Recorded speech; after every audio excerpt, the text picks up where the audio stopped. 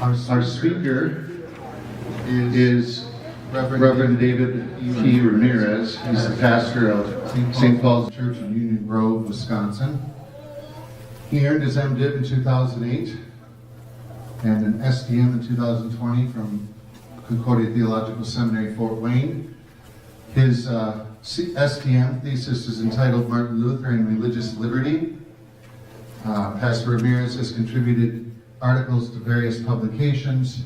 He has presented at several conferences, primarily on the topics of, this is quite a long list, Bible history to children, American Lutheran history, Roman Catholic exegesis, youth work, a thing he calls Great Awakening. Did you get that from somewhere, or is that your, yeah, that's what I thought. But let's give you credit. Okay. And issues related to the three estates and the two kingdoms, which he'll explain what those are. His current focus of research and study has been the relationship of the three estates to each other and the question of resistance to legitimate authority. He's a member of the planning committee for what's called the Bugenhagen Conference and a regular guest on Gottesdienst's podcast. He and his wife Lisa have 8 children, with 1 on the way, due on Palm Sunday. So as we discussed, that'll be a nice time for you. Yeah. Right in the middle of all the church work. Yeah. His paper or presentation has to do with generational, perhaps family conflicts and challenges, and how to navigate them while at the same time upholding the importance of passing on the Christian faith down through generations. I think that's all I want to say about that. Rather than take your thunder away, I'll let you come up here. And, this is Pastor David Ramirez. Thanks. I just want to make sure this mic is working. Can you hear me okay? Yes. Okay, great. Well, thank you for the introduction. Do you want your folder? Yeah. So Pastor Olson told me that you guys aren't very into liturgical worship or wearing collars, so I left mine at home. Actually, I did leave it at home by mistake, so you'll have to forgive me. Feel a little naked without it, but that's okay. We'll try it out anyway. Yeah, thank you for the introduction, especially in terms of generations. If you look up on the screens, and I do encourage you to look up on the screens because I'm going to be throwing a lot of data your way. And if you are interested in any of that data, I might as well say now, there's way too much to put into a handout. And also, I'd rather have you thinking about it and listening instead of just zooming through all the data on your own. But if you want that data, if you want the slides, I'm going to email Pastor Olson the whole presentation, so you can get it. It will be available. Okay, so let's start out. Who knows what's on that meme, that picture? Yeah, the Twin Towers. There's actually quite a few people in this room. It's wonderful to see so many young people here. That those Twin Towers were destroyed before they were even born.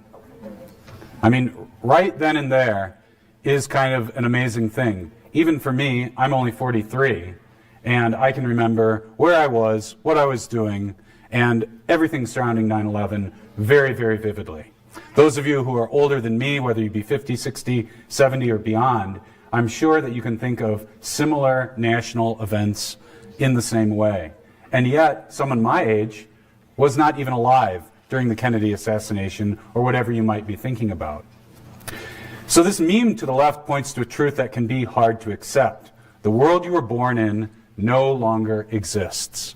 And we have this default when we are interacting with the present world to think about, not think about, but to subconsciously think that we are still in the world that we grew up in when we came of age. And it's hard to actually see things through the eyes of other people. And thus, another, perhaps even more difficult truth to accept is that your children and grandchildren never knew or experienced the world that you were born into. In 21st century America, this is objectively truer than at most times in history. We've gone through monumental shifts. As compared to the America in the 1960s or even the 1990s, the religious, moral, and social landscape of America has dramatically changed. I'm not telling you anything new, but what I want to do is for us to slow down and really take the full impact of what that means. Why? Because different generations have different experiences, which means that by definition, they have different perspectives. This vast difference in experience naturally leads to different outlooks and perspectives, even among those who hold to the same faith. Besides worldly threats, generational conflict and estrangement impede the establishment of the faith in younger generations. Retention rates in the Missouri Synod, while better than most denominations, are a far cry from what they were in the past. So how amid these challenges are we to faithfully and wisely establish and strengthen our children and grandchildren in the one true faith? A couple caveats before we get rolling. What I'm going to be saying and painting a picture of, by definition, is a broad sweep. It's very general. General trends, general experiences. Anybody know what NACSALT means? Have you heard that before? No. Okay, I heard a no. I heard some yeses. It's an acronym for not all blank are like that. Well, that might be true. Not all boomers are like this. Not all millennials are like that. Now, if that's what you're thinking, well, my experience doesn't reflect it. Okay, maybe that is your experience. Maybe it's different. But again, I just want to put it out there at the beginning. These are general trends. I know that it doesn't cover every single individual. I know that there's things and exceptions that break the rule. But we're trying to look at the general picture.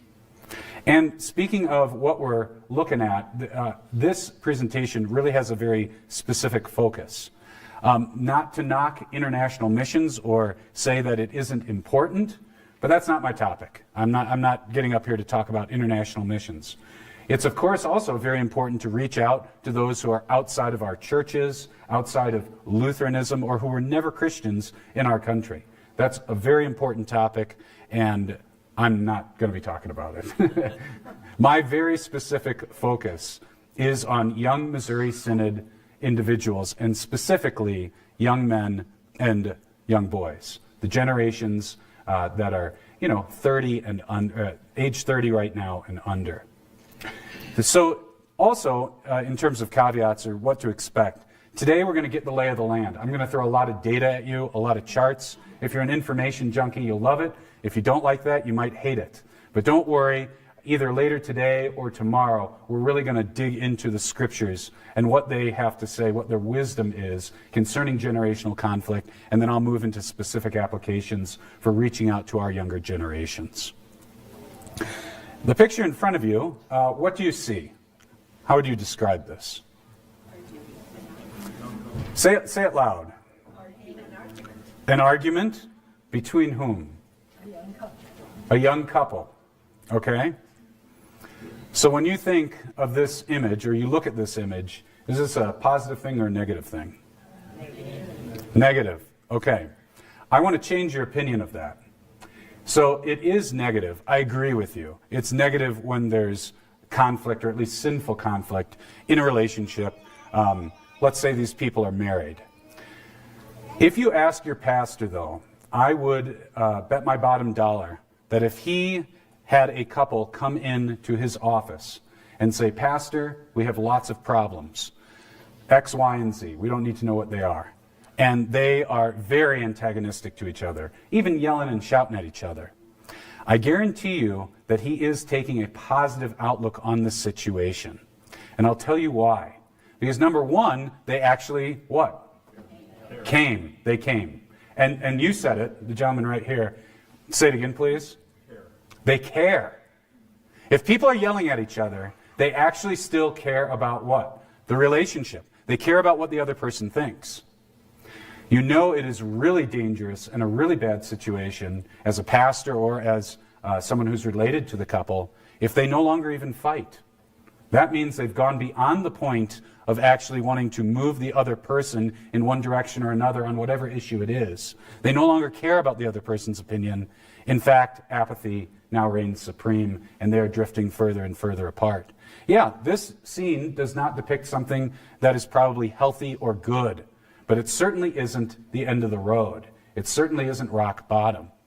And I want to apply what I just said to generational conflict. I'm sure many of you have heard or seen or begrudged the phrase, "Okay, boomer." Everyone know that phrase? Okay, I see some head shaking. It's what younger generations say when they are sick and tired of hearing what a boomer has to say. You know, it's kind of a slur, right? I don't want to get into whether it's justified or not. But the point is, you can decide for yourselves. But think about 5 years ago or 10 years ago.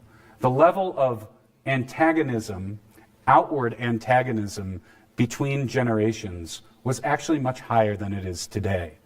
And before we dive into what the situation is between the generations, their different perspectives and inherent conflicts, I just want to say, as an observer of this, it reminds me of a couple married, and they are fighting less and less and less. And actually, I think of that as what, positive or negative? Actually, negative. Yeah, the antagonism, if you watch in the news or in the media or online or just in your day-to-day life, at least in my experience and the experience of many others, the antagonism between older generations and younger generations has actually decreased, I think, substantially in the last 5 years, which actually is a bad sign. It means they're not even caring to listen or to argue with each other anymore. Again, we could talk about why and wherefore, but my point is that the time is slipping away. Not just because older generations are literally getting older and passing away, but also because the arguing has gone on so far that the couple is now moving apart. So I think that there is a very intense time frame here that we have to be aware of. Okay, so let's dive into the situation.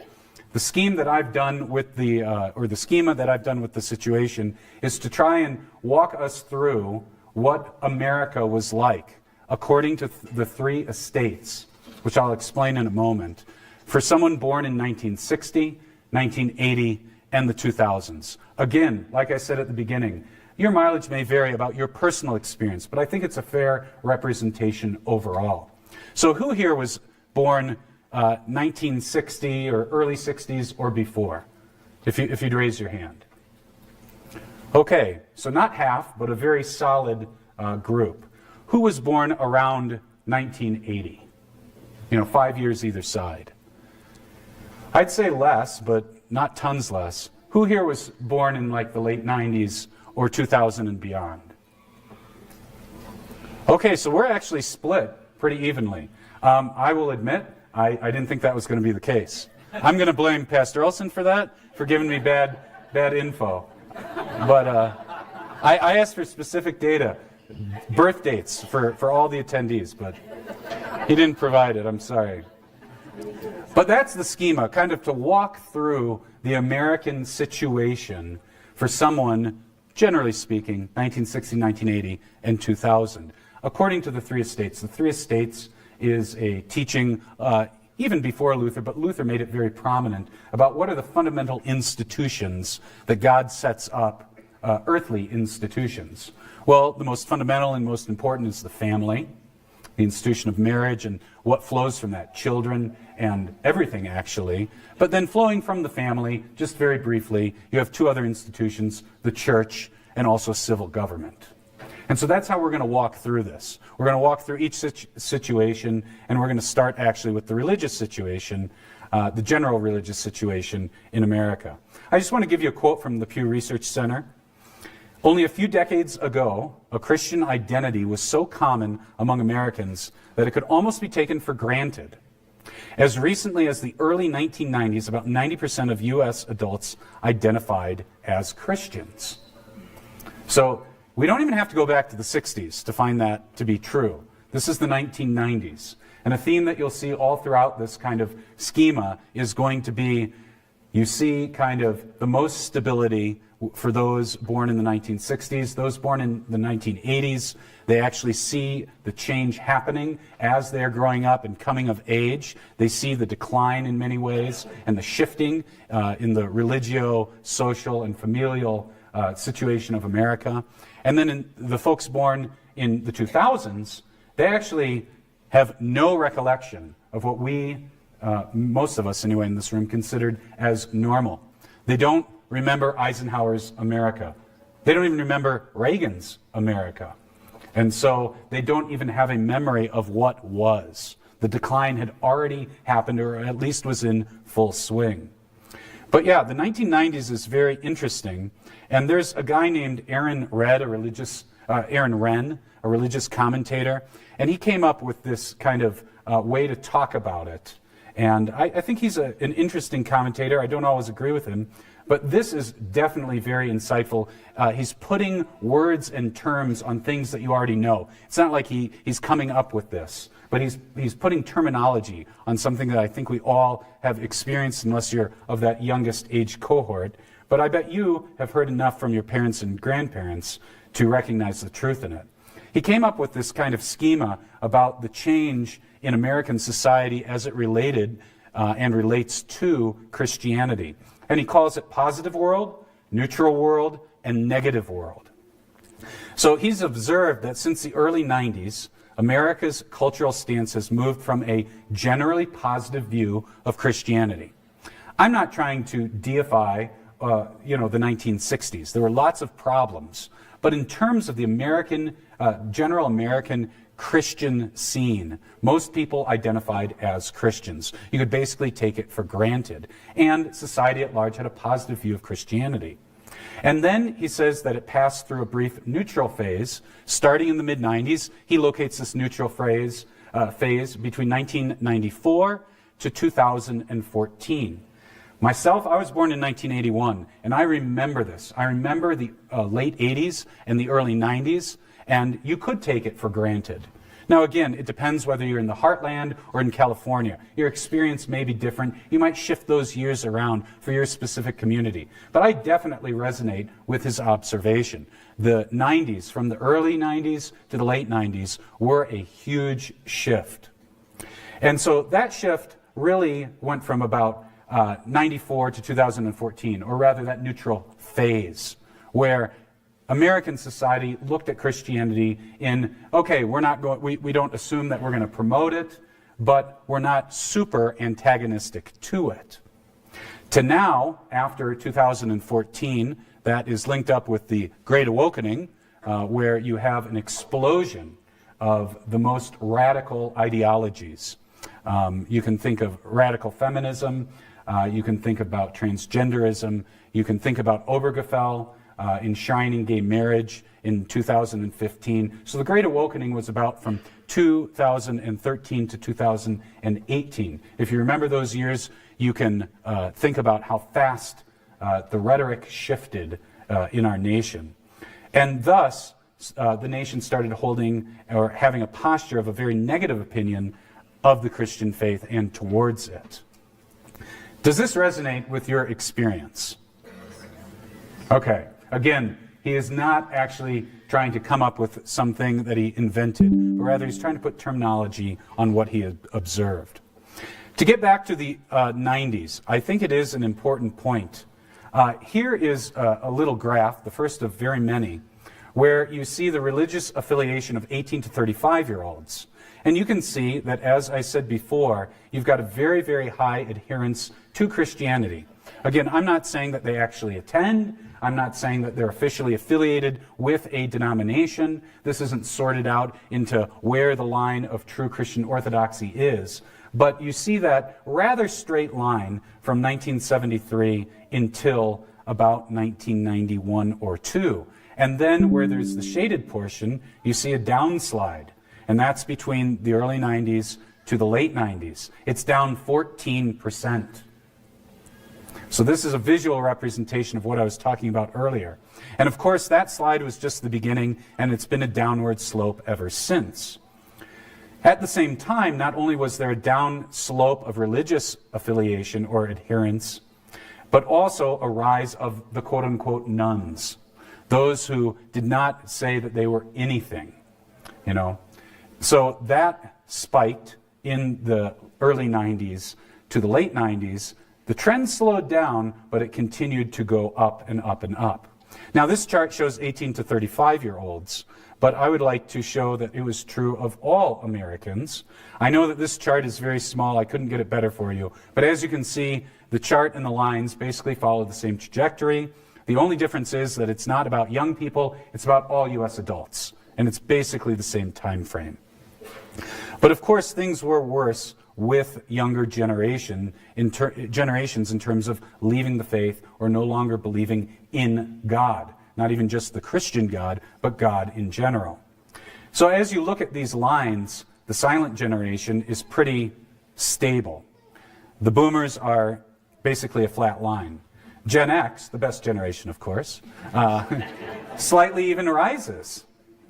Millennials, you see a very serious downward shift. And Gen Z, it's like jumping off of a cliff. Just as an anecdote, in front of you now is a resolution that went through both houses, the Senate and the House of Representatives, in 1982. And it was called the Year of the Bible resolution. They wanted to declare 1983 as the Year of the Bible. And it passed by voice vote in the House and passed by unanimous consent in the Senate. And it was signed into law by President Reagan in 1982. I mean, it's inconceivable. It's inconceivable that the U.S. government would do this today.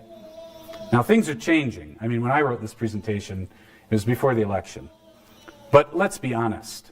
Do you think that even if something got pushed through and passed, would it be unanimous? Would it be a voice vote? Absolutely not. In 1982, not that far away from us, 42 years ago, 43 years ago, the United States Senate and House and President did this. And it made no waves. No waves at all. It was just assumed before the mid-90s. You could do this. Now people would probably say, only a right-wing Christian nationalist would promote this, right? You know? Many people would have a big problem with it. Let's zero in on the American Lutheran religious situation. American Lutheran in general, but also especially in regards to the Missouri Synod. And here's where we're going to start rolling through those generations. If you were born in 1960, Lutherans were about 4.5% of the American population. So all Lutherans. The Missouri Synod was 2.39 million people. The Synod was still growing numerically and would continue to grow into the early 1970s. That's where we peaked, and then it was down from there on. You probably, if you were from that era, you remember what? Big confirmation classes. Big confirmation classes, big VBS numbers, the quote-unquote good old days. Many of you can remember them, and you have the pictures to prove them. You know, hanging up probably in your church hallways. You were raised with the same hymnal across the board, TLH. You can probably recite it by heart. Certainly there was some experimentation in the revolutionary 60s and then later on in the 70s with folk masses and youth Sundays. But most Sundays were straight up what? Page 5 and page 15. Generally speaking, I know there's exceptions. I think that's a pretty accurate liturgical picture. Speaking of male and female roles, distinctions were pretty clear. Men of the congregation led in the voters' assembly as elders, board and council members, ushers, etc. There were 0 female pastors in American Lutheranism in 1960. Absolutely 0. The Missouri Synod was still male suffrage only. That wouldn't change until 1969. And boys were acolytes. That was just the expectation, as they would get used to being up there and take on leadership roles, either as a pastor or as an elder. The other churches around were denominations like Roman Catholic, Methodist, Presbyterian, Baptist, etc. Things are seemingly going rather swell at that time in the Missouri Synod. If you go back and read the Lutheran Witness, everybody is talking very, very, very positively.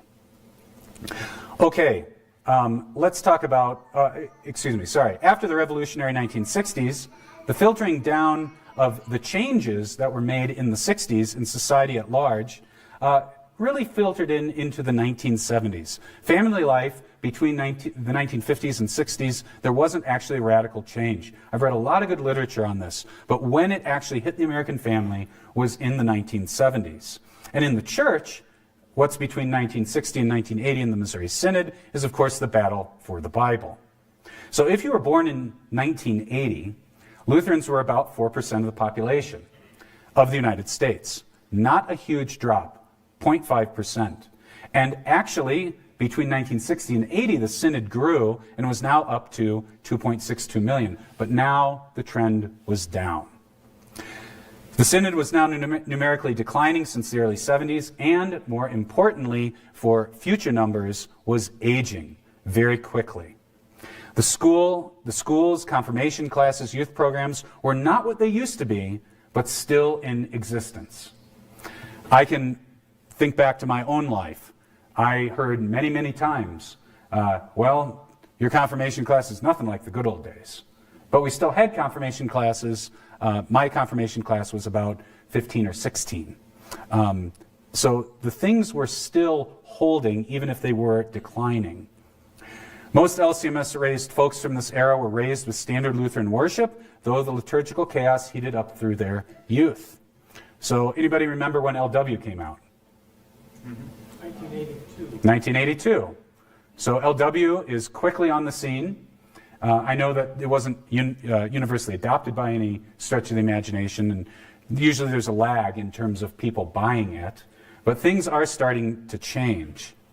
And speaking of liturgical changes, we've already talked about the nuns, those who have no religious adherence, and their rise in the 90s, but there was also the rise, at the same time, of the nones, non-denominational Christians, who were not a major factor before the mid-90s.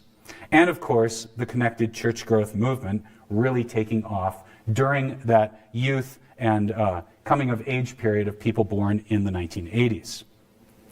On the male and female front, the liberal Lutherans had started ordaining women before you were born, if you were born in 1980. It had already come to pass. The Missouri Synod had escaped this fate. However, female suffrage was quickly becoming the norm, and the emphasis on the orders of creation faded into a rearguard and often embarrassed defense of the pastoral office being only for men. So I would describe this phase, if the last one was things are going pretty well, now it's a declining intermediate phase. And just about those non-denominational Christians, very similar to the rise of the nuns, here's the rise of non-denominational Christians. It's pretty much a very slow, but mostly flat line until, guess what? You hit the mid-90s. Then it starts swinging up. And that blue line is actually the percentage of Protestants that identified as non-denominational Christians. So not 35% of America, but 35% of American Protestants. And 14% of all respondents. Let's jump into the last generation, or the last section of this part, with those born in 2000. What were they born into? Now they were born into numerical freefall in terms of the Missouri Synod, increased chaos in practice, and a lot of theological confusion. If you were born into the Missouri Synod of the 1960s, there was incredible uniformity. I'm not trying to look back with rose-colored glasses. There were certainly termites eating away at the wood and messing with the foundations. But in comparison, outwardly especially, things were incredibly uniform, stable, and you knew where you stood. But if you were born in 2000, Lutherans were now 2% of the American population. So now we are in numerical freefall, both for Lutherans in general and also the Missouri Synod. When you were born in 2000, the Synod was still 2.55 million. However, by 2022, 1.7 million. So the decline is speeding up, like going over a waterfall. Did you have a Sunday school? The question no longer is there or how big is your Sunday school? Now the question is, are there enough kids to even have a Sunday school? Were there even enough kids to have a youth group? Or did you give up on it? Did you have to do a circuit one instead? These are the questions that were surrounding these kids as they grew up. and are growing up? What was confirmation instruction like? Not only in terms of how many people there, but now what materials are being used and what's being taught. Again, a lot of confusion. Just to give a little anecdote about this, I grew up on the south side of Chicago. Don't hold it against me. Yeah, I know. Well, you're from Wisconsin, so. On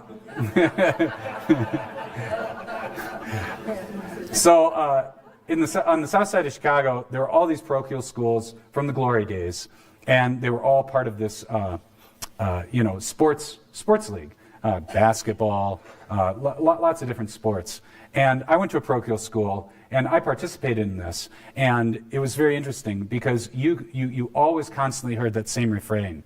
There's not as many schools as we used to have, and every couple years, one of those schools while I was growing up would close, and sometimes we'd get an influx of new students. It was an era of decline, but also consolidation. Now, guess how many of those schools are around? Yeah, you got it right. Big fat goose egg. They are all gone.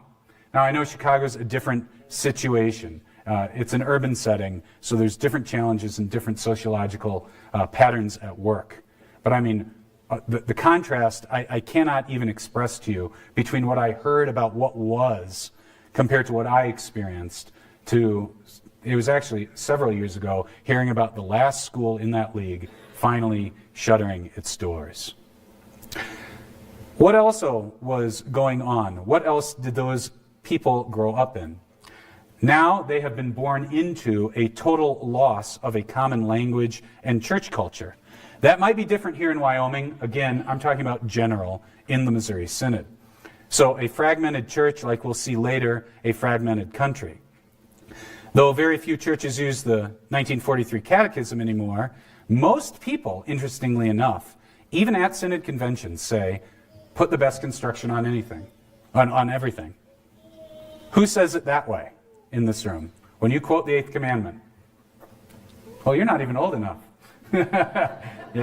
Yeah. We still use the 1943 Catechism, actually, in my church. They never stopped. And I wasn't going to change it because I didn't want fathers and sons and mothers and grandmothers and granddaughters not to be able to use the same language. But be that as it may, I would bet my bottom dollar that more people have the 1943 Catechism translation memorized even to this day than the new version.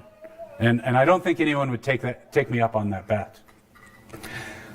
Also, as just a little thing to throw out there, how would you respond to the phrase, "The Lord be with you"?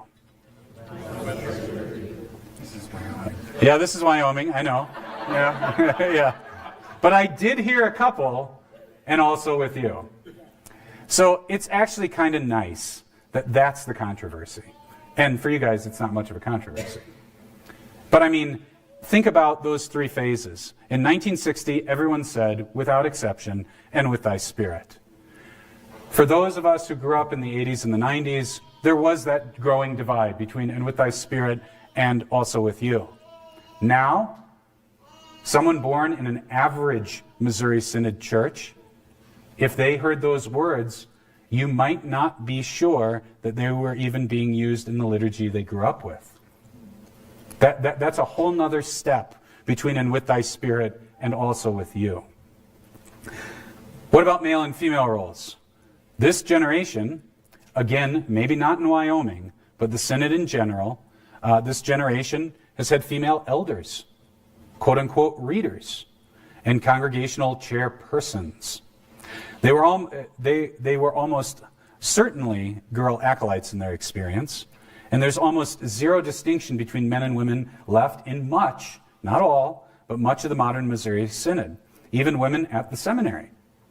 Except, and this is kind of the last rearguard action in some sense in much of the Missouri Synod, who speaks the words of institution in the service?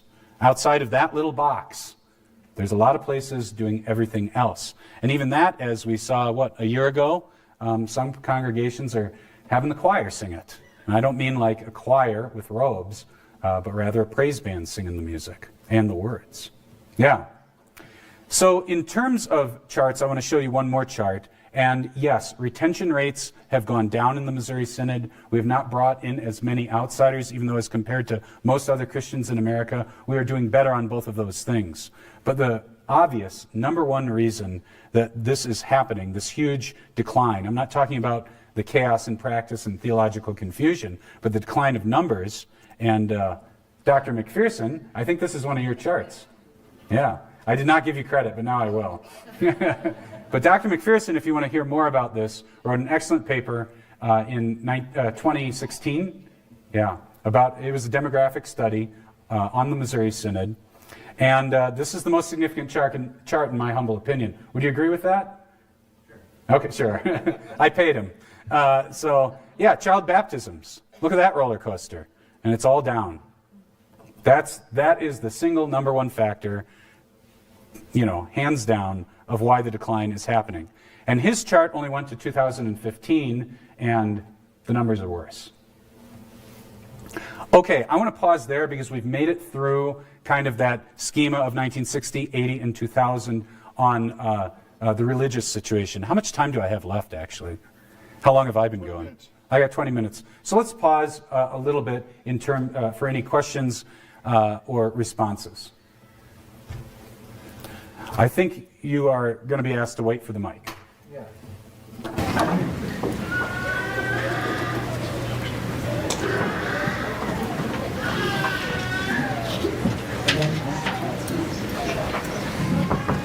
Good afternoon. So you made mention here at the beginning of your presentation that you were surprised at the split, the even split amongst the generations.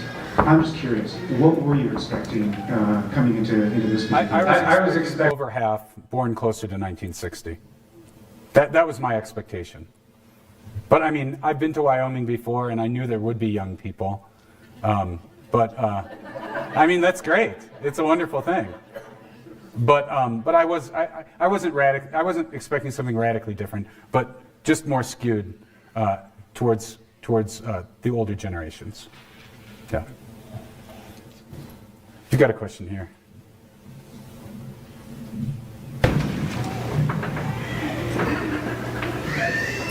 You mentioned that the parochial schools in Chicago closed.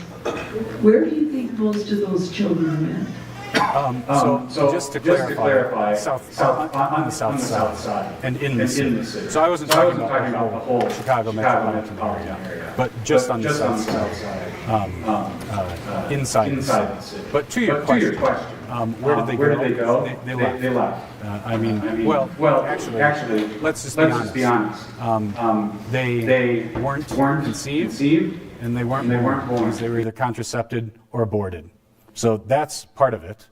And then the other part of it was because there was a lot of demographic change on the south side of Chicago. I won't go through all the history, but basically a lot of white flight and changing demographics, racial demographics on the south side of Chicago. And so that played a role in it as well. So yes, there are still some suburban parochial schools, but again, to my point, in response to this, even though if the south side of Chicago is a very stark example, all across Chicagoland, the parochial school levels have gone down and the closings have gone down. I mean, increased as general. I just wanted to highlight that because I actually saw it and because it's a very stark example. Yeah. Okay, so I can keep going? Okay, great. Let's jump into the national situation. We could talk about this literally for years, about the change in the experience of someone born in 1960, 1980, and 2000 in regards to national or civil life. But I just want to highlight a couple things. Why? Not because you don't know them, because maybe you haven't slowed down and actually thought about how different the experience is for different generations. So in general, we have a movement from, I put 1980, 1980. That's a typo. We have a movement, that should be 1960. We have a movement from a very high trust society in 1960, generally united on the basics, to a society in turmoil due to the previously mentioned religious changes, but also incompatible political opinions, numerous foreign populations, and disparate cultures. All of those things have fragmented kind of the general consensus in America, on the national civil scene. That's just a fact. But in terms of memory, if you were born in 1960, World War II was only 15 years in the past. Those of you born around 1960, do you think of World War II as long, long ago in ancient history? Okay, maybe some of you do. Okay. Well, I guess I'm wrong. In terms, if you were born in 1980, one of your grandfathers probably fought in World War II, but there is a significant gap of proximity. Also, Vietnam was over before you were born. That's a big, significant milestone. Those of you who were born in 1960, Vietnam, a pretty big deal? Yeah, absolutely.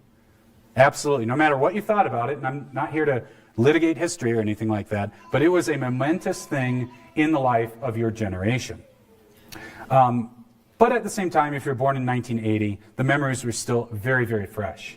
So you probably had an uncle like myself who fought in the war, and you heard all of your friends' dads, if your dad hadn't gone, talk about it and things like that. If you were born in 2000, though, and here's where I really want to show a huge gap, you are further away from World War II than someone born in 1960 was from World War I. I don't know if you've ever thought about it like that. That's how far away it is for younger generations. Who here was born in 2009 or later? Okay, so we actually have about a dozen or 10 people. So you'll love this. If you were born in 2009, the distance between you and World War II is 62 years. 62 years. Since 1945. That's the same distance between 1898, the Spanish-American War. Who thinks about that? You know what I mean?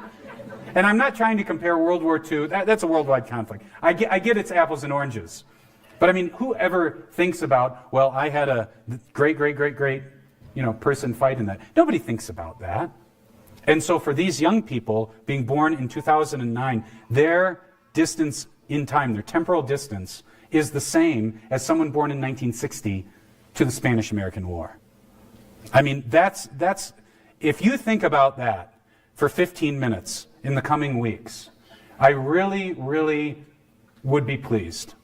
Because part of my goal is not just to get to what can we do and all that kind of stuff, but more than half of my project or my hope for you is to slow down and think about that shift, that change, that distance. Speaking of a couple more facts, if you're born in 2000, the Berlin Wall and the Soviet Union were long gone, even before you were born.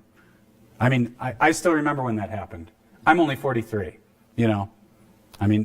or shockingly, or the most shocking perhaps, if you're born in 2000, you literally have no memory of 9/11. No, yeah, isn't that something? Yeah. Think about that. Take 15 minutes, write it on the calendar, and think about that. And think about not only that, but all of your experiences that you've had from 1960 to 2000, or 1980 to 2000. The young people of today have never experienced that world. The world you grew up in no longer exists. It really doesn't. And when we approach the younger generations, we got to keep that in mind. So in summary, between 1960 and 1925, America went through several phases of cultural revolution. And again, I'm just bringing it to mind. I know you know this. First of all, the 1960s. I won't go into that, but huge cultural revolutions, and also the political correct late 80s, early 90s. I lived through that. And also the Great Awakening of 2013 and 18. Those three shifts really reshaped America. And as a result, America has moved in its self-understanding from an extension of Western European civilization, or as I'd like to call it, Western Christendom. And I think that's fair to say about 1960s America, right? We're a Christian nation, we're an extension of Europe. That's pretty standard fare. But what have we moved in, maybe not yours, but at least many in the country, their self-understanding of what our nation is? To a multicultural economic zone which prides itself on abstracted and amorphous ideas of freedom, unmoored and in rejection of her history. Though I'd say the seeds were there from the beginning, but that's a story for another time. I just want to put some of this in graphs for you in terms of the decline of the high trust society and the cohesion of America. Here's a chart, public trust in government from 1958 to 2015. Yeah. My generation and the generation of the 2000s never experienced in America, now I'm speaking to the older generation, we never experienced in America where everybody trusts the government, or most people. That's why many of the things that the government has done, or was up until very recently doing, was not shocking to us. I mean, the difference between my reaction and my parents is just a gulf, a chasm, in terms of, I can't believe the government would do this. And I'm like, why are you surprised? You know? You do see that there was a bump up during the Reagan years, and also that spike is during the economic prosperity of the late 90s, and then the very tippy spike is in the wake of 9/11. But it was very fleeting. It just drops down again, and now is at incredibly low levels. So that's public trust in government. Let's look at trust in mass media. I mean, you know, you guys all trust the news, right? You know? Yeah. Now, this is actually interesting because it's broken up between self-identified Democrats in blue, independents, the dotted gray line, and then Republicans in red. What's interesting to note, though, it's all decline. It's all decline. Except with Democrats and some independents at 2016, where those who opposed Trump loved the media going after him. So again, I'm not trying to get into a debate or whatever. I'm just saying that besides that factor, we would see a big slope down. And of course, in 2024, even with Democrats, it was down to 54%. Certainly not back up in the high 60s and into the 70s, where it was back in the 70s and even higher in the 60s.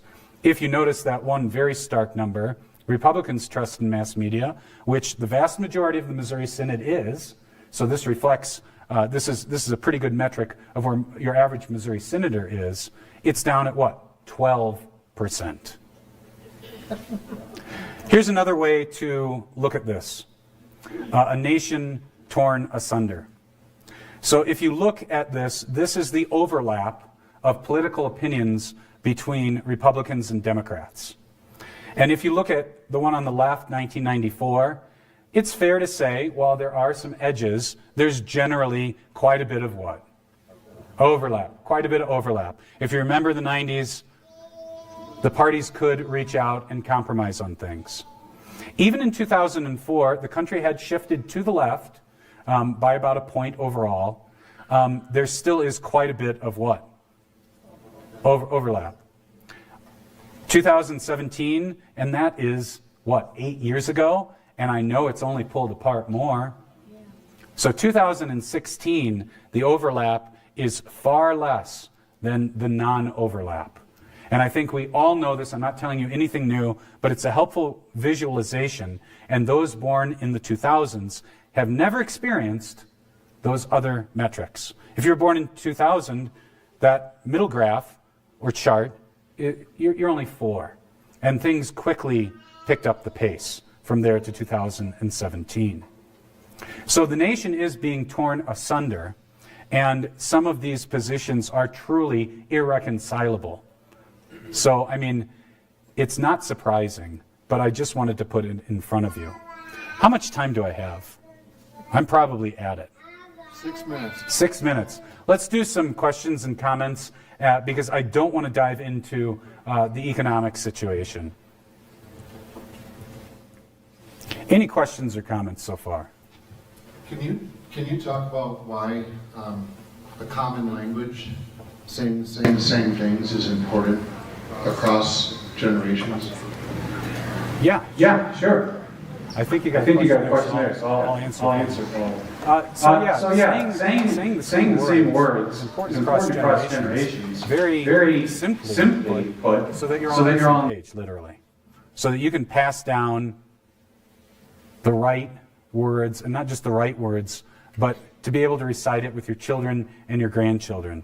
Having that uniformity, having that redundancy is going to bind generations together and have you on the same page. Sure, every once in a while, if you shift from like Old English to Modern English, maybe you got to do a revision. But as Luther said, you pick a text, and what do? Stick with it. Stick with it. Hi, my question was related to media. So, as a person born in the late 70s and growing up in the 80s and such, if you needed, in the 90s, if you needed to learn something, you would go to a person or a book or a class. Yeah. Whereas now, people just go to YouTube. Mm-hmm. Are you going to mention the difference in tech for all the generations? Yes. I'm not going to go super deep into it, but yeah, we'll get into that. I actually threw it under familial life. So, yeah, we are definitely going to get to that. There's a couple.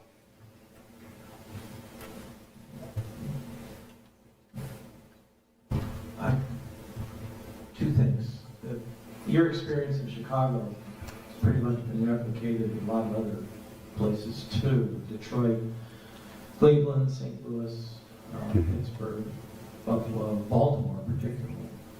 Yeah. Where there just aren't any Lutheran schools left. Mm-hmm. But certainly a lot of parishes have closed too, so that's Yes. part of it too. There really aren't any Lutherans living in the city, Yeah. within those cities. Yes.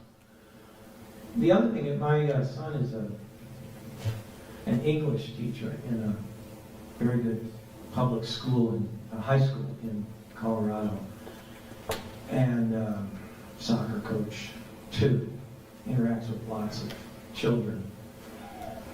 He's 40 when teaching, this is his 18th year, and he says he became a cultural grandfather to his children within 7 years, before he was 30. Yeah. And he would say he's between 4 and 5 cultural generations already just in 18 years. Yeah. It's really speeding up. Oh, yeah. I mean, he's not the only one to make that observation. It's pretty much across the board for people who are working with children every day. If I could respond to that real quick. So I agree with you that it has sped up, but I think that we might get a lull at this point in terms of big, huge change. I mean, like the Great Awakening happened. Obviously, tech could keep on going, but I mean, yes, technological revolutions do change culture. Obviously, there's an interaction. But I mean, the Great Awakening kind of hit its high point in about 2018, and then, a lot of reactions set in. So I actually think we might be hitting kind of a more stable period right now because the reaction is kind of in full swing. So maybe there is a chance to catch up. Yeah, we will see. But I absolutely agree with your point that, yeah, what he said, what your son said is very true. I feel like a cultural grandfather to these children because of the cycles that have passed. Yeah, very true. I think, yeah. A friend of mine that teaches at a college, he commented that one of his, he actually teaches Lutheran theology, but one of his greatest difficulties is the nihilists, the young people that see no future. Yeah. And how, I guess, is that? We're going to get to it. I'm just going to answer it by saying we're going to get to it, and I think that there is a nihilistic streak among many young people, but I would actually put a slightly different term. I agree with the nihilism, but I think it's more of a bitterness. That's what I'm going to propose as what we need to know how to deal with. Any other questions?